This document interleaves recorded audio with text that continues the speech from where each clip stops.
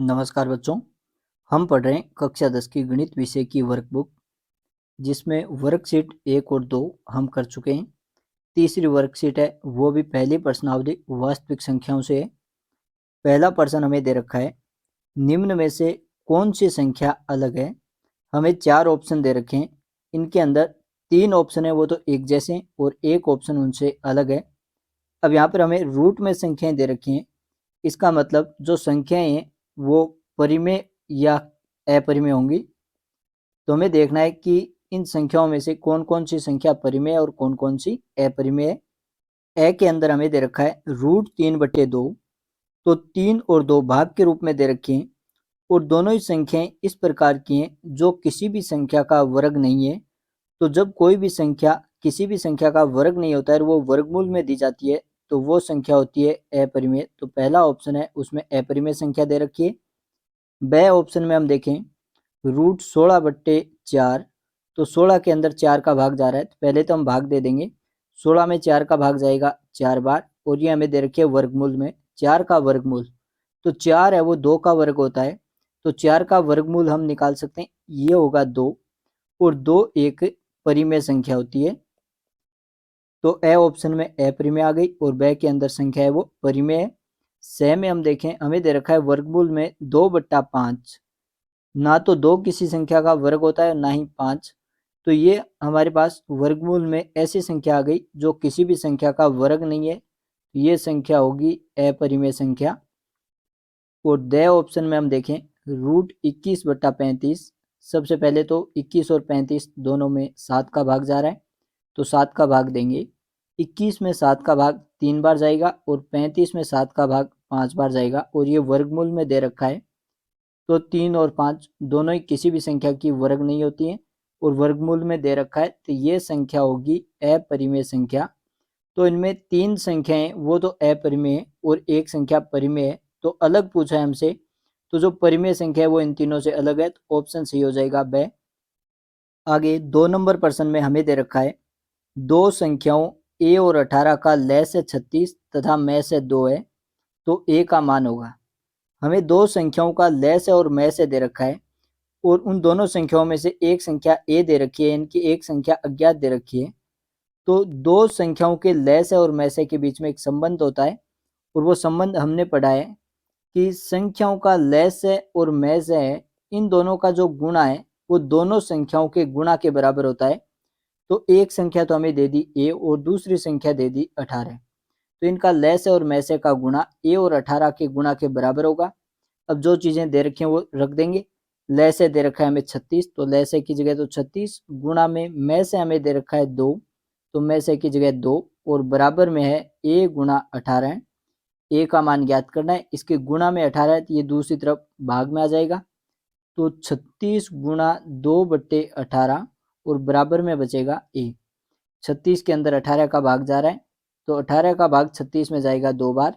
अगर सीधा भाग ने हम नहीं दे सकते तो पहले 2 का भाग दे देंगे, 36 और 18 दोनों में 2 का भाग जा रहा है, फिर 3 का भाग दे देंगे। इस प्रकार भी कर सकते हैं और सीधा अगर पहाड़ा हमारे पास याद है तो हम सीधा सा देख सकते हैं कि 18 का पहाड़ा 2 बार बोलने पर 36 आ रहा है। अब 2 के गुणा में 2 है, 2 को 2 से गुणा करेंगे 4 बराबर a, तो a का मान 4 आ गया और ये हमें दे रखा है ऑप्शन नंबर स के अंदर। आगे तीसरा प्रश्न हमें दे रखा है 3 माइनस √3 है। 3 माइनस √3 कैसी संख्या है, तो √3 है वो अपरिमेय संख्या होती है। वर्गमूल के अंदर ऐसी संख्या जो किसी संख्या का वर्ग नहीं है। और 3 है वो एक परिमेय संख्या है। जो प्राकृत संख्याएं होती हैं वो हमेशा परिमेय संख्या होती हैं और इन दोनों का घटाव किया गया है, तो परिमेय संख्या और अपरिमेय संख्या का घटाव हमेशा अपरिमेय संख्या होता है, तो यहाँ पे सही ऑप्शन हो जाएगा ब। आगे 4 नंबर प्रश्न, √10 गुणा √15 बराबर है। दो संख्याएं वर्गमूल के अंदर दे रखे हैं, इनका गुणनफल पूछा है। तो जब भी दो संख्याएं वर्गमूल में होती हैं उनका गुणा करते हैं तो दोनों संख्याओं का आपस में गुणा किया जाता है, उनके ऊपर संयुक्त रूप से वर्गमूल आ जाता है, समान घातांक का नियम लगेगा। वर्गमूल का मतलब होता है घात 1/2, तो 10 के ऊपर भी 1/2 घात है और 15 के ऊपर भी 1/2 घात है, तो आधार का आपस में गुणा हो जाएगा और इनके ऊपर संयुक्त रूप से घात आ जाएगी।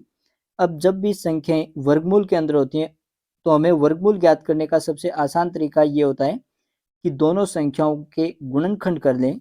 10 के गुणनखंड हम देखें तो 10 को लिख सकते हैं 2 गुना 5, और 15 के गुणनखंड 15 को लिख सकते हैं 3 गुना 5। अब यहाँ पे 5 दो बार गुणा में आ गया, तो इसका तो वर्गमूल है वो आ जाएगा 5, क्योंकि 5 गुना 5 हो गया 5 की स्क्वायर, और 5 की स्क्वायर होती है 25, और संख्याएं गुणा में होती हैं तो उनका वर्गमूल हम अलग अलग कर सकते हैं, और 25 का वर्गमूल होता है 5, और वर्गमूल के अंदर बचेगा 2 गुना 3। तो ना तो 2 का वर्गमूल ज्ञात कर सकते हैं, ना ही 3 का वर्गमूल ज्ञात कर सकते हैं। इन दोनों का आपस में गुणा कर देंगे तो 5 रूट के अंदर आ जाएगा, 2 को 3 से गुणा करेंगे 6, तो इसका जो गुणनफल है वो होगा 5 रूट 6, ऑप्शन नंबर ए। आगे 5 नंबर प्रश्न देखें तो हमें 5 नंबर प्रश्न में दे रखा है 2 रूट 3 एक खाली स्थान है। 2 रूट 3 कैसी संख्या है? पूर्णांक है, परिमेय है, अपरिमेय है या पूर्ण संख्या है? रूट 3 रूट के अंदर अभाज्य संख्या आ गई या ऐसी संख्या आ गई जो किसी भी संख्या का वर्ग नहीं है, तो वो तो हो गई एक अपरिमेय संख्या, और 2 है वो हो गई एक परिमेय संख्या। तो एक अपरिमेय संख्या और परिमेय संख्या का गुणा किया गया है, और इन दोनों के बीच की कोई भी संक्रिया करें, जोड़ घटाव गुणा भाग, वो हमेशा अपरिमेय संख्या होती है। तो 2 रूट 3 एक अपरिमेय संख्या होगी, ऑप्शन नंबर 6। प्रश्न नंबर 6, एक अभाज्य संख्या के कुल गुणनखंडों की संख्या। तो एक अभाज्य संख्या के अंदर एक तो एक का भाग जाता है और एक संख्या स्वयं का भाग जाता है। तो अभाज्य संख्या के केवल दो गुणनखंड होंगे, एक तो एक होगा और एक संख्या स्वयं होगी। जैसे कि 5 एक अभाज्य संख्या है, तो 5 के अंदर एक तो एक का भाग जाएगा और एक इसमें 5 का भाग जाएगा, और किसी भी संख्या में जिन जिन संख्याओं का भाग जाता है वो उसके गुणनखंड होते हैं। तो 5 के दो गुणनखंड होंगे, 1 और 5। इसी प्रकार 7 एक अभाज्य संख्या है, तो इसमें एक तो एक का भाग जाएगा और एक संख्या स्वयं 7 का भाग जाएगा। इसके दो गुणनखंड होंगे, 1 और 7। तो किसी भी अभाज्य संख्या के हमेशा दो गुणनखंड होते हैं, तो ऑप्शन नंबर 6 सही हो जाएगा।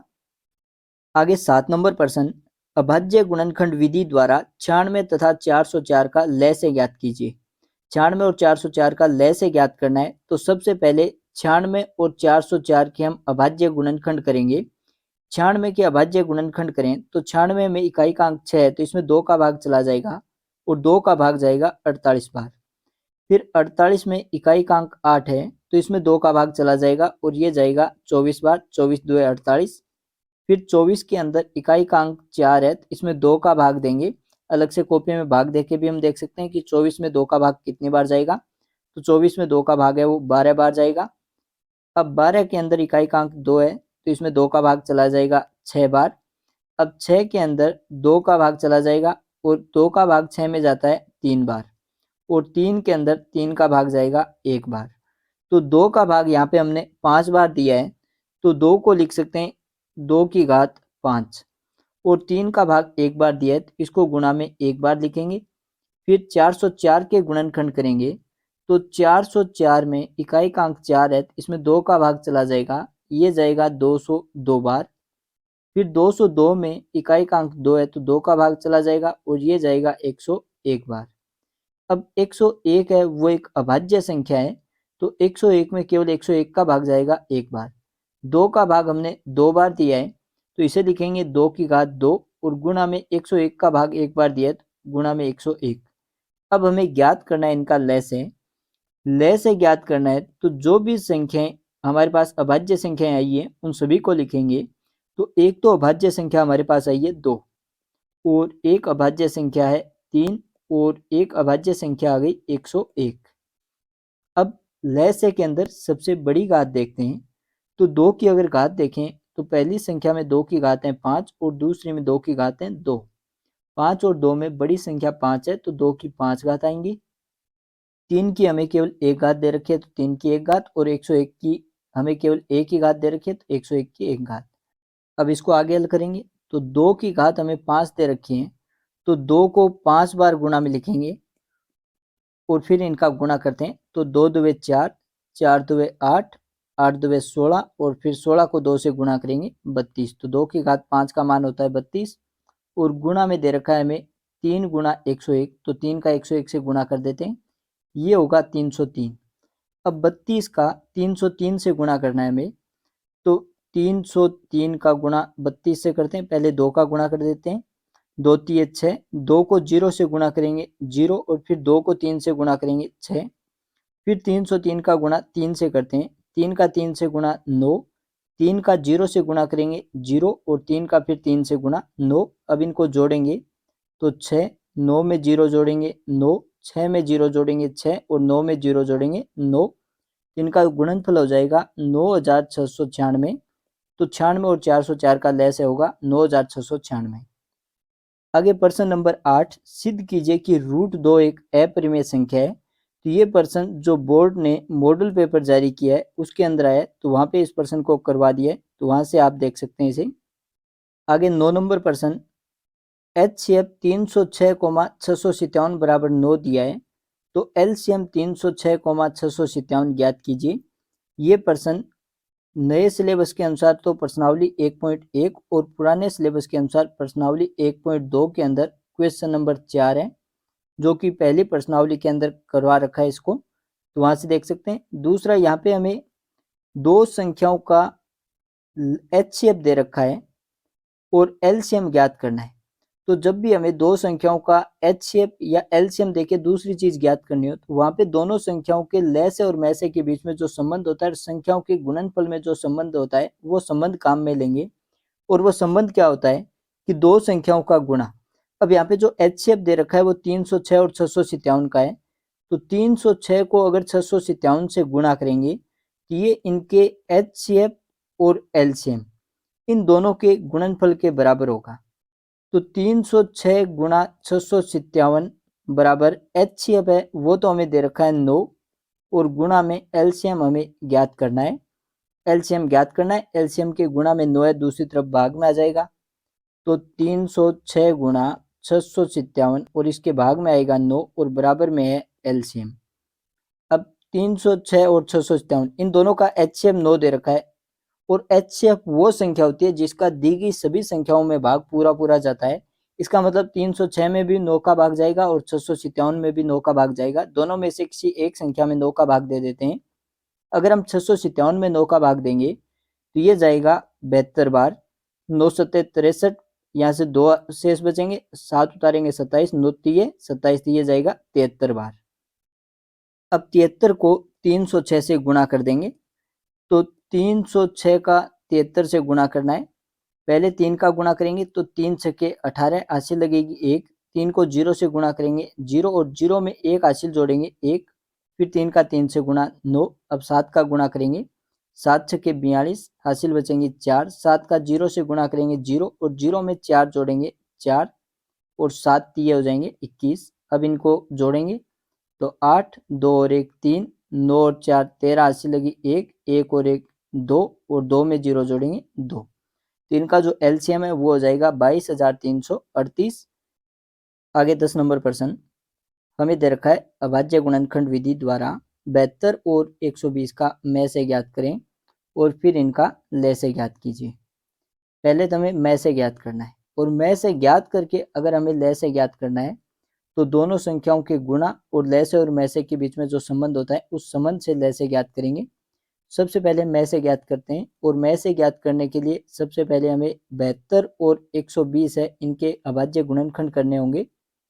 72 के अभाज्य गुणनखंड करेंगे तो सबसे पहले 72 के अंदर हम देखें इकाई का अंक 2 है, तो इसमें 2 का भाग चला जाएगा 36 बार। 36 में इकाई का अंक 6 है, तो इसमें 2 का भाग चला जाएगा 18 बार। 18 में इकाई का अंक 8 है, तो इसमें 2 का भाग चला जाएगा 9 बार। अब 9 के अंदर 3 का भाग जाएगा 3 बार, और फिर 3 में 3 का भाग जाएगा 1 बार। अब यहाँ पर हमने 2 का भाग 3 बार दिया है, तो इसको लिख सकते हैं 2 गुणा 2 गुणा 2, या फिर 2 का भाग 3 बार दे दिया 2 की घात 3, और गुणा में 3 का भाग हमने 2 बार दिया, इसे लिख सकते हैं 3 की घात 2। आगे 120 के गुणनखंड करेंगे, तो सबसे पहले हम देखें 120 में 2 का भाग जाएगा क्योंकि इकाई का अंक 0 है, 2 का भाग जाएगा 60 बार। अब 60 में इकाई का अंक 0 है, तो इसमें 2 का भाग चला जाएगा 30 बार, और 30 में इकाई का अंक 0 है, तो इसमें 2 का भाग चला जाएगा 15 बार। अब 15 में इकाई का अंक 5 है, तो इसमें 2 का भाग तो जाएगा नहीं। 15 वो 3 के पाड़े मारा, इसमें 3 का भाग चला जाएगा 5 बार, और फिर 5 में 5 का भाग जाएगा 1 बार। घातांक रूप में लिखेंगे तो 2 का भाग हमने 3 बार दिया है, इसे लिखेंगे 2 की घात 3, और गुणा में 3 का भाग एक बार दिया है तो 3 की घात 1, और गुणा में 5 का भाग एक बार दिया है तो 5 की घात 1।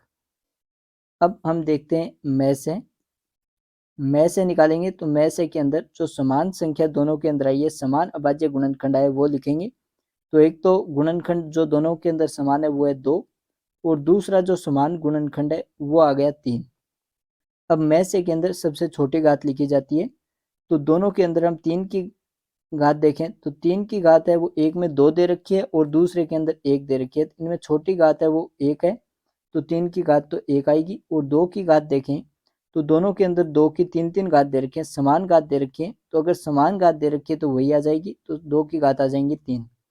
2 की घात 3 है तो 2 को 3 बार गुणा में लिखेंगे, और 3 की घात 1 है तो 3 को 1 बार गुणा में लिखेंगे। अब इनका आपस में गुणा कर देते हैं।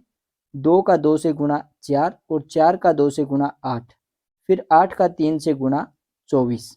तो इनका जो में है वो 24 होगा। अब हमें इनका लय से ज्ञात करना है। तो एक तो हम गुणनखंड कर रखें, यहाँ से हम लय से ज्ञात कर सकते हैं। इसके लिए हम क्या करेंगे कि जो भी हमें गुणनखंड दे रखे हैं अभाज्य संख्या, वो सारी अभाज्य संख्या लिख देंगे और फिर उनकी बड़ी घात देखेंगे। दूसरा हम एक चीज जानते हैं कि दो संख्याओं का जो गुणा है, दो संख्याओं का गुणा बराबर होता है लय से गुणा में से। इस नियम से इसको ज्ञात करेंगे। दो संख्याओं का गुणा, तो एक संख्या तो 72 है और दूसरी संख्या है वो 120 है। इन दोनों का गुणा बराबर लय से गुणा में से। तो लय से तो हमें यहाँ पे ज्ञात करना है, और गुणा में से हमने ज्ञात किया है 24। अब 24 गुणा में, तो ये दूसरी तरफ भाग में आ जाएगा। तो 72 गुणा 120 है, इसके भाग में आ जाएगा 24, और बराबर में बचेगा लय से। अब ऊपर और नीचे की संख्याओं में 2 का भाग जा रहा है, 2 का भाग दे दें। 72 के अंदर 2 का भाग जाएगा 36 बार, और 24 के अंदर 2 का भाग जाएगा 12 बार। फिर 36 और 12 दोनों के अंदर 2 का भाग जा रहा है। 36 में 2 का भाग जाएगा 18 बार, और 12 के अंदर 2 का भाग जाएगा 6 बार। अब 18 और 6 दोनों 6 के पाड़े में आ रहे हैं, तो 6 में 6 का भाग एक बार, और 18 के अंदर 6 का भाग 3 बार। और वैसे भी शुरुआत में देखें तो 72 और 24 दोनों 24 के पाड़े में आ रही है, तो दोनों के अंदर हम 24 का भाग भी दे सकते हैं सीधा। 24 एकम 24 और 24 दिए 72। अब हमारे पास बचा है 3 गुणा 120। तो 3 को 120 से गुणा करेंगे, ये हमारा लय से आ जाएगा। 3 का पहले 12 से गुणा कर देते हैं, 12 तिये 36, और लास्ट में 0 है तो 0 लिख देंगे। तो इनका जो लय है वो आ जाएगा 360। आगे क्वेश्चन नंबर 11, सिद्ध कीजिए कि 3 + 2√5 एक अपरिमेय संख्या है। ये प्रश्न नई किताबों में 1.2 प्रश्नावली और पुरानी किताबों में 1.3 प्रश्नावली है, उसके अंदर इस प्रश्न को करवा रखा है, वहां से इस प्रश्न को देख सकते हैं। प्रश्न नंबर 12, संख्याओं 510 और 92 के में से व लय से ज्ञात कीजिए। पहले तो हमें इन दोनों संख्याओं के लय से और में से ज्ञात करने। फिर जांच कीजिए कि दो संख्याओं का गुणनफल बराबर होता है में से गुणा लय से। इनकी ये जो नियम हम काम में लेते हैं, इस नियम को हमें सत्यापित करना है। तो सबसे पहले लय से और में से निकालेंगे। लय से और में से निकालने के लिए हमें दोनों संख्याओं के गुणनखंड करने होंगे। तो सबसे पहले तो 510 और 92 के गुणनखंड करते हैं। 510 के गुणनखंड करेंगे, इकाई का अंक 0 है तो इसमें 2 का भाग चला जाएगा, और 2 का भाग हम देखें तो ये जाएगा 255 बार। फिर 255 के अंदर इकाई का अंक 5 है तो इसमें 2 का भाग तो जाएगा नहीं। अंकों का योग करके देखें, 5 और 5 10, 10 और 2 12, 12 में 3 का भाग जा रहा है तो इसमें 3 का भाग चला जाएगा, और 3 का भाग इसमें जाएगा 85 बार। अब 85 में अंकों का योग करके देखें, 8 और 5 13, 13 में 2 3 का भाग नहीं जाता है, इसका मतलब इसमें 3 का भाग नहीं जाएगा। इकाई का अंक 5 है तो इसमें 5 का भाग चला जाएगा, और 5 का भाग जाएगा इसमें 17 बार, 17 पंजे 85। अब 17 एक अभाज्य संख्या है, इसमें 17 का भाग जाएगा एक बार। तो 510 के अभाज्य गुणनखंड हो जाएंगे 2 गुणा 3 गुणा 5 गुणा 17। 92 के अभाज्य गुणनखंड करें तो 92 में इकाई का अंक 2 है तो इसमें 2 का भाग जाएगा 46 बार। फिर 46 में इकाई का अंक 6 है तो इसमें 2 का भाग जाएगा 23 बार। 23 एक अभाज्य संख्या है तो 23 के अंदर 23 का भाग जाएगा एक बार। तो इसके अभाज्य गुणनखंड हो जाएंगे, 2 का भाग 2 बार दिया है तो 2 की 2 घात और गुणा में 23। हमें एक तो ज्ञात करना है इनका में से ज्ञात करेंगे तो दोनों के अंदर जो समान अभाज्य संख्या है वो लिखते हैं। तो दोनों में केवल 2 है वो समान अभाज्य संख्या है। और इसकी सबसे छोटी घात हम देखें तो पहली संख्या में 2 की 1 घात आई है और दूसरी में 2 घात आई है। तो 1 और 2 में छोटी घात है वो है 1, तो में से आ जाएगा 2 की घात 1 यानी कि 2। और 1 हमें ज्ञात करना है, इनका लेस है। लेस से ज्ञात करने के लिए हम क्या करेंगे कि जो भी अभाज्य संख्या है ये दोनों संख्याओं में वो सारे लिखेंगे। तो एक तो अभाज्य संख्या है ये 2, एक है 3, एक 5, एक अभाज्य संख्या है ये 17 और एक अभाज्य संख्या है ये 23। अब इनमें समान अगर कोई अभाज्य संख्या है तो उनकी बड़ी घात देखते हैं। तो 2 की पहली संख्या में 1 घात है और दूसरी में 2 घात है। तो 1 और 2 में बड़ी संख्या 2 है तो 2 की 2 घात आएंगी। 3 की हमें केवल 1 की घात दे रखी है, 5 की भी 1 घात है, 17 की भी 1 घात है और 23 की भी 1 घात है। अब इनका आपस में गुणा कर देते हैं। गुणा करेंगे तो 2 की स्क्वायर होती है 4, गुणा में 3 का 5 से गुणा करें, 5 दिए 15 और गुणा में है 17 गुणा 23। दो संख्याओं का आपस में पहले गुणा कर दें। 4 का 15 से गुणा करेंगे तो ये आ जाएंगे 60। फिर 60 का गुणा करेंगे हम 17 से, तो 17 छक्के 102 और लास्ट में एक जीरो है तो जीरो, यानी कि 17 का पहले जीरो से गुणा करेंगे जीरो और 17 छक्के 102। अब 1020 का गुणा हम करेंगे 23 से। 23 का जीरो से गुणा करेंगे तो जीरो, 23 का 2 से गुणा करेंगे 23 2 46, हासिल 4 बचेंगी। फिर 23 का जीरो से गुणा करेंगे जीरो आएगा और उसमें 4 हासिल जोड़ेंगे तो 4। 23 का 1 से गुणा 23। जो लेस है वो आ जाएगा 23,460। अब हमें जांच क्या करनी है कि दो संख्याओं का गुणा। तो पहले तो हम करेंगे दोनों संख्याओं का गुणा। दोनों संख्याओं का गुणा, तो पहली संख्या तो हमें दे रखी है 510 और दूसरी संख्या दे रखी है 92। अगर इन दोनों का गुणा करेंगे तो इनका गुणनफल है वो हमारे पास प्राप्त होगा 46,920। अब हम लेस है और में से का गुणा करते हैं। में से गुणा लेस है बराबर, तो में से वो तो 2 है और लेस है 23,460। अब इन दोनों का हम गुणा करें तो इनका जब आप गुणा करोगे तो ये आपको प्राप्त होगा 46,920। तो दोनों संख्याओं का गुणा भी 46,920 है और इनके लेस है और में से का गुणा भी 920 है। ऊपर वाले को नाम दे दें समीकरण नंबर 1 और नीचे वाले को नाम दे दें समीकरण नंबर 2।